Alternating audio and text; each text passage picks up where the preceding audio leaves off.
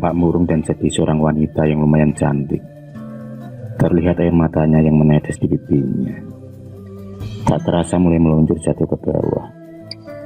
Seorang wanita yang tengah galau dalam kesedihan dan kegundahan dalam hidupnya. Gundah yang mungkin orang lain tak tahu apa yang sedang ada dalam benaknya. Wanita itu adalah Ayu, yang baru saja 7 hari ini ditinggal mati oleh suaminya yang ia cintai. Acara 7 hari pun telah usai kemarin malam. Kesedihan di raut muka Ayu masih tampak begitu membekas dan sangat dalam. Ayu dan Agus merupakan pasangan muda yang baru saja 6 bulan menikah. Namun nasib dan takdir pun berkata lain. Bahkan Ayu harus ditinggal pergi oleh sang suami yang sangat dicintainya. Waktu pun terus berlalu. Hari demi hari Ayu menjalaninya dengan kesedihan karena ia belum mempunyai anak. Maklum, mereka baru saja menikah 6 bulan lamanya. Usia pernikahan yang dibilang masih sangat muda, masih seumur jagung dalam mekhlihim berumah tangga. Ayu hanya bisa menyibukkan diri dengan menjahit sebagai keahliannya.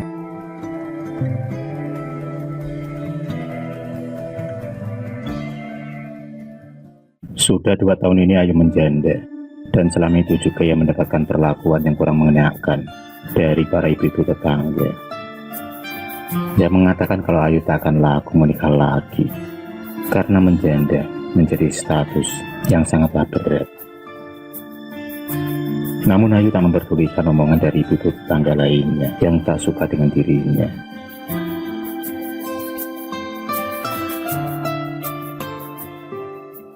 Karena banyaknya ejekan yang diterima oleh Ayu setiap hari, membuat Ayu pun goyah imannya. Ia sudah tidak tahan lagi dengan ejekan-ejekan dan hinaan yang menginjak harga dirinya seperti itu. Tiba-tiba saja terlintas di pikiran Ayu untuk memasang sebuah susuk atau pelet supaya ia terlihat lebih cantik lagi. Beberapa hari kemudian Ayu pun pergi mencari seorang dukun yang dapat memasang susuk pelet di tubuhnya. Dan maka sampailah Ayu di rumah Mbah Brojol yang sudah terkenal akan ilmu susu dan peletnya. Di kalangan para warga, Mbah Brojol dikenal dengan nama dan julukan Mbah Brojol Ojone Manggu Rondo Limo. Kenapa bisa dipanggil seperti itu juga? Karena ternyata Mbah Brojol mempunyai istri yang berjumlah 6, dan yang kelima dahulunya adalah janda. Ternyata begitu ceritanya, hingga Mbah Brojol terkenal dalam keahliannya memasang susuk maupun pelet. Sudah banyak orang yang membutuhkan kemampuan pelet dan susuk dari Mbah Brojol. Laki-laki setengah tua dan berkumis lebat itu memang sangat ahlinya. Di usianya yang sudah menginjak usia lanjut, ternyata masih mampu memikat wanita muda yang kini menjadi para istrinya. Ayu pun segera mengutarakan isi hatinya kepada Mbah Brojol dengan segala permasalahan yang ia hadapi. Ia menceritakan semuanya kepada Mbah Brojol. Ia hanya ingin tidak dipandang sebelah mata lagi oleh para warga. Mbah Brojol pun mengangkat manggut, pertanda mengerti maksud dari Ayu. Mereka kemudian membicarakan tentang mahar dan segala persyaratan susuk dan pelet itu. Waktu yang ditunggu-tunggu pun tiba.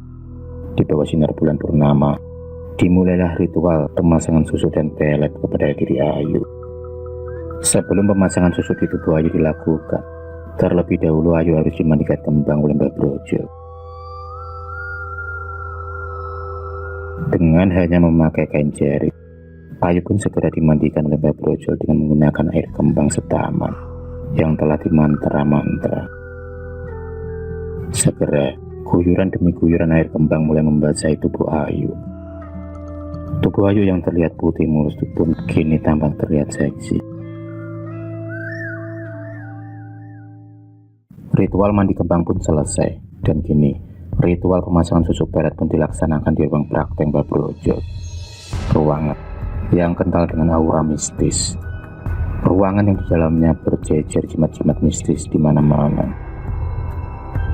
Mbah Brojol kemudian mulai melakukan ritual pemasangan susuk pelet di tubuh Ayu. Sesaat kemudian, ritual pun selesai. Tampak jelas sekali pancaran aura dari susuk pelet yang dipasang oleh Mbah Brojo di tubuh Ayu. Kini Ayu tambah terlihat begitu cantik dan menarik. Senyumannya yang manis semakin manis, dan raut wajahnya yang bersinar terlihat semakin muda. Setelah memberikan mahar kepada Mbah Brojo dengan mahar yang disepakati antara Ayu dan Mbah Brojo, Ayu pun kemudian bergegas pamit pulang. Sesampainya di rumah, Ayu pun langsung masuk ke kamar dan duduk bercermin di depan meja riasnya. Ayu pun terkaget saat mendapat wajahnya yang tampak semakin cantik dan menarik. Ia pun merasakan suatu gairah yang berbeda dan sensasi memakai susuk pelet yang ada di tubuhnya.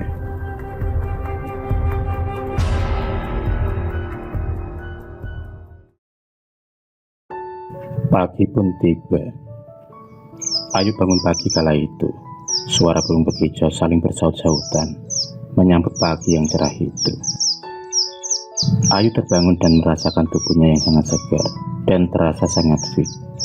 Ia tampak begitu gembira menyambut pagi ini. Pagi yang penuh harapan dalam benaknya. Ayu kemudian melangkah keluar dari kamarnya dan menuju ke kamar mandi. Bergegas, ia kemudian membuka dan melepas satu persatu pakaian yang melekat di tubuhnya. Dan setelah itu, ia kemudian bergegas mandi.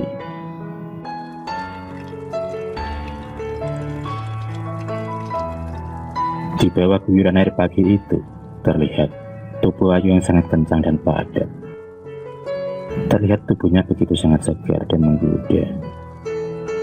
Mandi pun sudah selesai. Ayu kemudian kembali ke kamarnya, dan ia kemudian berganti baju. Perlahan tapi pasti, satu persatu, baju pun dimulai dikenakannya. Pakaian yang dipakai Ayu kali ini sangat pas dan cocok di tubuhnya. Tak lupa, ia kemudian menyemprotkan sedikit parfum di tubuhnya, yang mulai terasa bau harumnya. Pagi itu Ayu tampak cantik dan sangat seksi, benar-benar sempurna. Benar-benar sempurna perubahan yang dialami oleh Ayu pagi itu.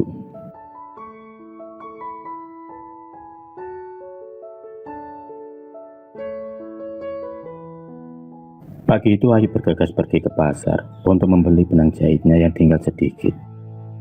Di tengah perjalanan, ia bertemu seorang laki-laki yang melihatnya sampai melongo dan tak berkedip. Akibatnya karena melihat kecantikan dari Ayu pagi itu, laki-laki tersebut sampai jatuh masuk ke dalam selokan dengan sepeda motor. Tak selang berapa lama kemudian, Ayu pun kembali bertemu dengan seorang bapak-bapak setengah tua. Lagi-lagi karena melihat kecantikan dan wajah Ayu serta tubuh seksi Ayu, laki-laki setengah tua itu pun sampai jalan menabrak tiang listrik. Alhasil, pusinglah dia. Sebentar kemudian baru Ayu berjalan lagi beberapa langkah. Ia mendapati dua orang pemuda yang melihatnya tak berkedip. Sambil jalan, pandangan mereka masih tetap fokus menatap ke arah Ayu. Hingga tak diduga, mereka berdua malah masuk ke dalam semak-semak terjerembab. Pesona Ayu pagi itu sangat luar biasa dahsyatnya. Siapa saja yang bertemu dengannya pasti tak akan kuasa menolak kecantikannya.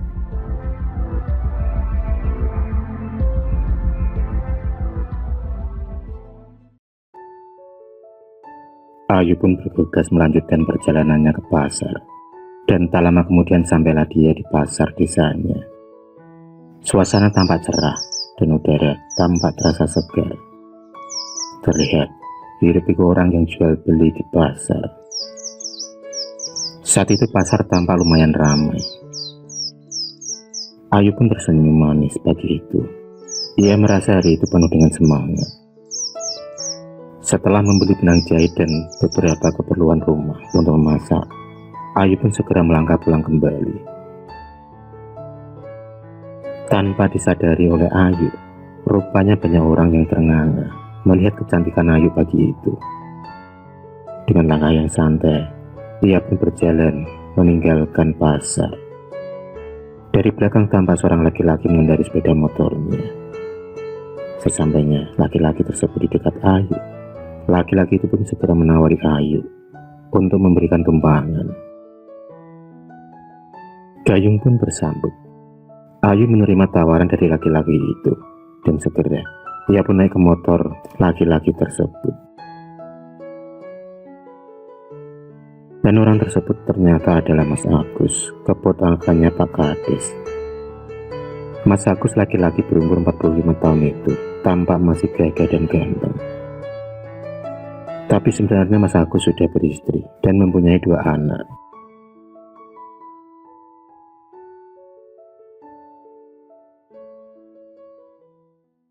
Maka sampailah Mas Agus dan Ayu di depan rumah Ayu.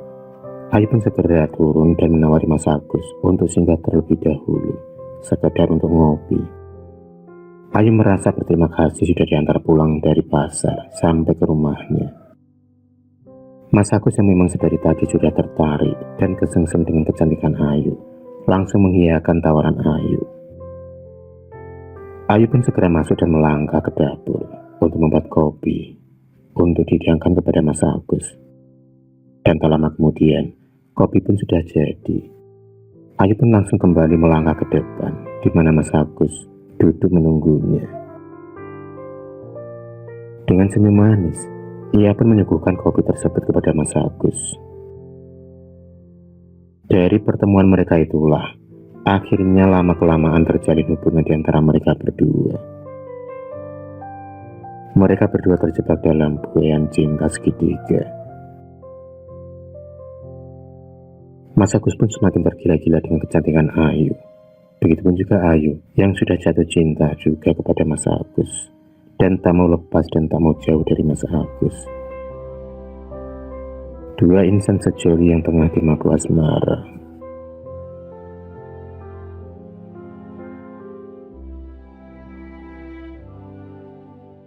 Waktu pun terus berlalu dan terus berganti. Kedekatan mereka berdua semakin dalam. Sudah beberapa kali mereka memadu kasih, layaknya pasangan suami istri. Selama ini Mas Agus selalu memberikan uang dan barang-barang untuk kebutuhan Ayu. Sudah banyak uang yang dikeluarkan oleh Mas Agus untuk membahagiakan Ayu. Dan hubungan mereka sudah menjadi bahan perbincangan dari para warga. Pernikahan Mas Agus dan Hani istrinya pun akhirnya kandas juga, karena seringnya terjadi pertengkaran di antara mereka berdua dan tak ada yang mau mengalah. Hani pun akhirnya pergi meninggalkan rumah mereka, kembali ke rumah orang tuanya. Dengan berderai air mata, Hani pun meninggalkan rumah yang telah mereka diami selama ini. Mas Agus semakin hari semakin tampak tergila-gila dengan Ayu. Mereka selalu menghabiskan waktu berdua dan kemana-mana selalu bersama. Kecantikan Ayu yang berubah kini sudah menjadi buah bibir di kalangan para warga. Mereka tak menyangka Ayu sekarang tengah menjelma menjadi wanita cantik dan seksi di desanya. Sering Mas Agus menginap di rumah Ayu seharian, dan paginya ia baru pulang ke rumahnya.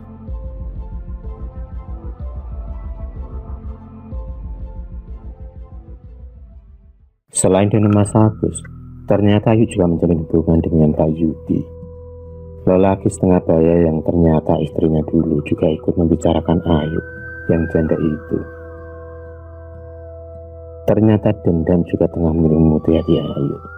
Dia ingin membalas orang-orang yang telah menghinanya dahulu, orang-orang yang telah menyakiti hatinya.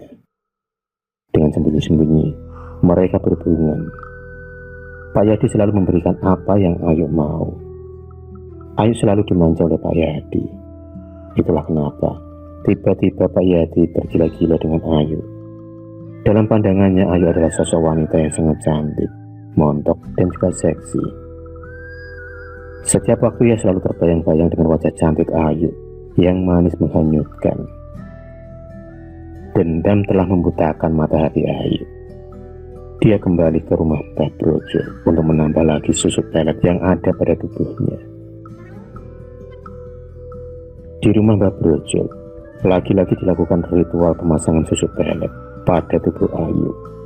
Dan malam itu pun, Proses pemasangan susu pelet di tubuh Ayu pun kelar dikerjakan, dan Ayu pun kemudian memberikan mahar kepada Mbah Brojo sebelum ia beranjak pulang.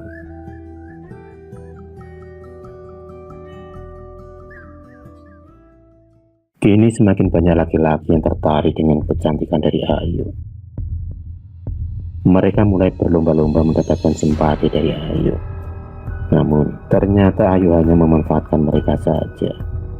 Ayu semakin terjerumus dalam kegilaannya untuk menaklukkan para laki-laki. Tanpa ia sadari, semua itu akan berakibat pada dirinya. Sampai terjadi ada beberapa orang yang saling bertengkar dan terjadi perkelahian antara mereka. Mereka saling memperebutkan Ayu. Mereka juga sudah dibutakan oleh para saya yang cantik dengan susu peletnya. Susu pelet yang begitu kuat dan manjur. Dua orang pemuda laki-laki terluka parah akibat dari memperebutkan hati Ayu.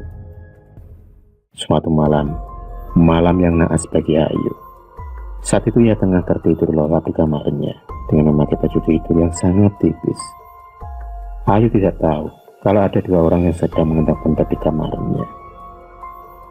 Saat tiba-tiba Ayu terbangun dari tidurnya, dia pun kaget setengah mati. Di hadapannya sudah ada dua orang yang berdiri. Belum lagi Ayu menyadari apa yang terjadi, kedua orang tersebut dengan cepat langsung membekap tubuh Ayu. Malam itu Ayu pun dalam penguasaan dua orang tersebut.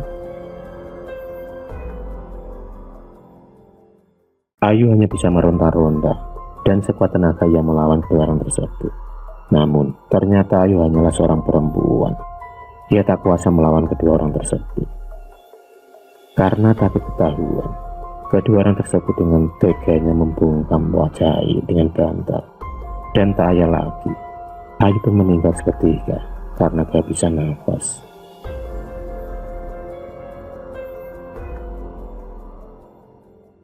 Pagi pun tiba. Warga desa digemparkan dengan kematian Ayu yang begitu tragis. Mati di kamarnya sendiri dengan posisi wajah yang tertutup bantal. Entah apa yang sebenarnya terjadi. Yang jelas, Ayu menjadi korban pembunuhan malam itu. Hari itu juga Ayu dimakamkan di pemakaman desa.